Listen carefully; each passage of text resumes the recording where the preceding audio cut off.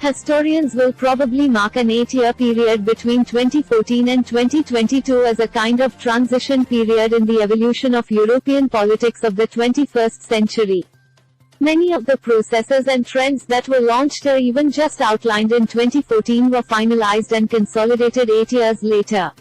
Looking back, we can conclude that the dramatic and unexpected events of 2014 only resulted in a temporary truce between Moscow and the Western capitals, reflecting the precarious balance of power and mutual unwillingness of the parties to immediately escalate.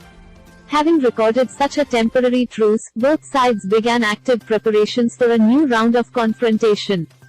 Neither the tumultuous 4 years of Donald Trump's presidency in the United States nor Britain's dramatic exit from the European Union, neither the chronic crises in the Middle East nor the continuous strengthening of Beijing's global position or even the coronavirus pandemic could prevent this preparation. Follow live updates on war. Russia continued to forcibly modernize its armed forces, pursue import substitution programs, accumulate foreign exchange reserves, expand trade relations with China and deepen political and military technical cooperation with CSTO partners.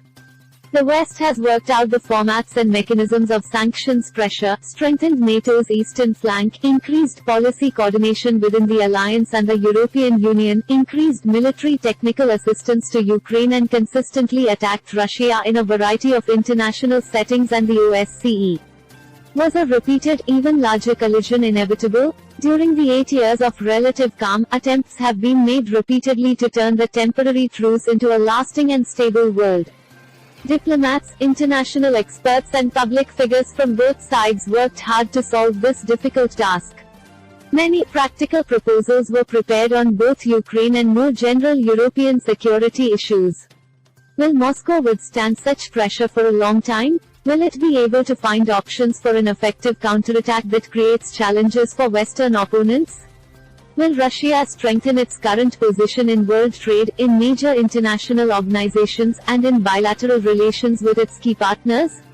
Will it be able to find and mobilize non-Western resources for economic and social modernization? In the new reality of 2022, all these issues, which are not so new for Moscow, become especially relevant. In the last quarter of a century, Russia's political and socio-economic systems, for all their many shortcomings, have demonstrated a high degree of resilience. But Vladimir Putin's Russia has not yet faced challenges of such magnitude as the current crisis. Andrei Kotonov is Director General of the Russian International Affairs Council service in Ukraine.